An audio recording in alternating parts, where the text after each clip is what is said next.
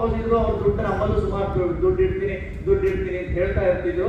ನಮ್ಮಲ್ಲಿ ಇಡಿಯಮ್ಮ ಅಂತ ಬಂದು ಕಾಣಿಸ್ತಾ ಇರ್ತಾರೆ. ಯಾವುದೋ ಕಂಪ್ನಿಯವರು, ಮ್ಯೂಚುವಲ್ ಫಂಡ್ ಅವರು, ಶೇರ್ ಮಾರ್ಕೆಟ್ ಅವರು ಯಾರೋ ಬಂದು ನನ್ನ ಹೆಂಡತಿಗೆ ಏನು ಗೊತ್ತಿಲ್ಲ, ಇನ್ವೆಸ್ಟ್ಮೆಂಟ್ ಗೊತ್ತಿಲ್ಲ, ಎತ್ಕೊಂಡು ಹೋಗ್ಬಿಡ್ತಾರೆ. Point 1 risk.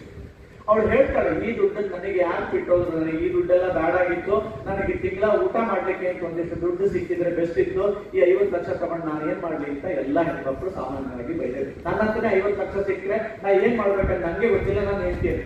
ಎರಡನೇ ದೊಡ್ಡ ಪ್ರಾಬ್ಲಮ್ ನಾನು ಫೇಸ್ ಮಾಡ್ತಿದ್ದು, ನನ್ನ ಮಕ್ಕಳು, ಹೆಣ್ಣು ಬಂದ್ಬಿಡ್ತಾರೆ ಅಳಿಯಂದ್ರನ್ನ ಕರ್ಕೊಂಡು.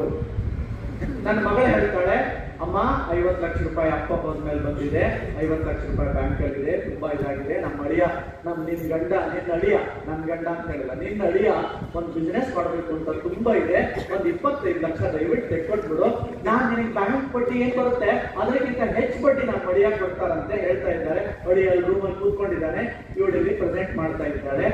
ನೀನ್ ಬ್ಯಾಂಕ್ ಗಿಂತ ಹೆಚ್ಚು ಕೊಡ್ತೀನಿ, ಇಟ್ಬಿಡು, ನಾನು ಒಂದು 25 ಲಕ್ಷ ಕೊಟ್ಬಿಡು. ಏನ್ ಮಾಡ್ಬೇಕು ನಾನು ಹೆಂಡತಿ? ಹೆಣ್ಮಕ್ಳು ಸಾಮಾನ್ಯವಾಗಿ ಅಳಿ ಅಂದ್ರೆ ಎದುರಾಕೊಳ್ಳಲ್ಲ, ಮಕ್ಕಳು ಚೆನ್ನಾಗಿರ್ಲಿ ಅಂತ 25 ಲಕ್ಷ ಹೋಯ್ತು. ಅವಳು ಹೋಗ್ತಿದ್ದ ಹಾಗೇನೆ ಖುಷಿಯಾಗಿ ನನ್ನ ಮಗಳು ಹೋಗ್ತು, ಮಧ್ಯಾಹ್ನ ಊಟ ಮಾಡ್ಕೊಂಡು ನನ್ನ ಮಗ ರೂಮಿಂದ ಹೊರಗೆ ಬರ್ತಾನೆ, ನಾನು ಊಟ ಮಾಡಲ್ಲ. ಯಾಕೆಂದ್ರೆ ಅಷ್ಟೇ 25 ಲಕ್ಷ ಕೊಟ್ಟಿದ್ಯಾ, ಆ 25 ಲಕ್ಷ ನಾನು EMI ಮಾಡ್ಕೊಂಡಿದ್ದೀನಿ, ಫ್ಲಾಟ್ ತಗೊಂಡಿದ್ದೀನಿ, ನಾನು EMI ನಲ್ಲಿ ನನ್ನ ಮಕ್ಕಳ ಎಜುಕೇಶನ್ ಇದು ಎಲ್ಲಾ ಖರ್ಚುಗಳಿದ್ರೆ ನನ್ಗೆ ಏನು ಉಳಿತಾ ಇಲ್ಲ ದುಡ್ಡು. ಈ 25 ಲಕ್ಷ ನಂಗೆ ಕೊಡು, ನಾನು ಅಕ್ಕ ಎಷ್ಟು ಬಡ್ಡಿ ಕೊಡ್ತಾಳೆ ಅಷ್ಟೇ ಬಡ್ಡಿ ಕೊಡ್ತೀನಿ. ಹೋಯ್ತು ನನ್ನ ಹೆಂಡತಿದ 50 ಲಕ್ಷ. ಮುಂದಿನ ತಿಂಗಳಿಂದ ಏನು ಇಲ್ಲ. ಅದಕ್ಕೆ ನಾನೇನ್ ಮಾಡಿದೆ ಅಂತಂದ್ರೆ, ನಾನು ನನ್ನ ಹೆಂಡತಿನ ಜಾಯಿಂಟ್ ಲೈಫ್ ಮಾಡ್ಬಿಟ್ಟೆ. ಜೀವನ್ ಶಾಂತಿ ಬಗ್ಗೆ ಸತ್ಯವಾಗಿ ಹೇಳ್ತಾ ಇದ್ದೀನಿ. ನಾನು ನನ್ನ ಹೆಂಡತಿನ ಜಾಯಿಂಟ್ ಲೈಫ್ ಮಾಡಿದ್ದೀನಿ. ನಾನು ಬದುಕಿರುವವರೆಗೆ 8.33% LIC of India will pay me. ನಾನು ಸತ್ತ ಮೇಲೆ ಸೇಮ್ 83,300 ರೂಪಾಯಿ 1 ಲಕ್ಷಕ್ಕೆ ಅಲ್ಲ 10 ಲಕ್ಷಕ್ಕೆ ಅಂತ 50 ಲಕ್ಷಕ್ಕೆ ಎಷ್ಟಾಯ್ತು? 4 ಲಕ್ಷದ ಚಿಲ್ಲರೆ ನನ್ನ ಹೆಂಡತಿಗೆ ಅದೇ ಪೆನ್ಷನ್ ಅಮೌಂಟ್ ನನ್ನ ಹೆಂಡತಿಗೆ ಕಂಟಿನ್ಯೂ ಆಗ್ತದೆ. ಅವಳು ಸತ್ತ ಮೇಲೆ, ಅವಳು ಬದುಕಿರುವವರೆಗೆ ಶಿ ಇಸ್ ಹ್ಯಾಪಿ, ಅವಳಿಗೆ ಪೆನ್ಷನ್ ಬರ್ತಾ ಇದೆ, ಯಾರು ದುಡ್ಡನ್ನ ತಗೊಳ್ಳಲ್ಲ.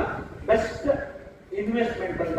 ಅಯ್ಯೋ 8.5% ಉಳಿತಂದ್ರೆ ಈ ಬ್ಯಾಂಕ್ ಅಲ್ಲೇ ಅಷ್ಟು ಬಡ್ಡಿ ಬರಲ್ಲ, 5% 3% ಬರ್ತಾ ಇದೆ. ನಿಮ್ಮ ಮನೆಯವರು ಜಾಯಿಂಟ್ ಇದ್ದಾರಲ್ಲಿ 8% ಬಡ್ಡಿ ಬರ್ತಾ ಇದೆ. ಮುಂದಿನವ್ರು ಹೇಳ್ತಾರೆ. So my wife is happy with her pension. ಆದರೆ ನನ್ನ ಹೆಂಡತಿನೂ ಸತ್ತ ಮೇಲೆ 3 ಜನ ಮಕ್ಕಳು ಕೊಟ್ಟರು. ಈ 50 ಲಕ್ಷದೊಳಗೆ ನನಗೆ ಬರಬೇಕು, ನಾನು ಅವ್ರ ಮಗಳೇ, ನಾನು ಅವ್ರ ಮಗಳೇ, ನಾನು ಅವ್ರ ಮಗನೇ ಅಂತ ತೋರಿಸ್ಕೊಡ್ತಾರೆ. ಸೊ ನಾನೇನ್ ಮಾಡ್ಬಿಟ್ಟೆ ಅಂತಂದ್ರೆ, ಇದನ್ನ ಜಾಯಿಂಟ್ ನಾಮಿನೀಸ್ ಅಂತ ಜಾಯಿಂಟ್ ನಾಮಿನೀಸ್ ಮಾಡ್ಬೋದಲ್ಲ.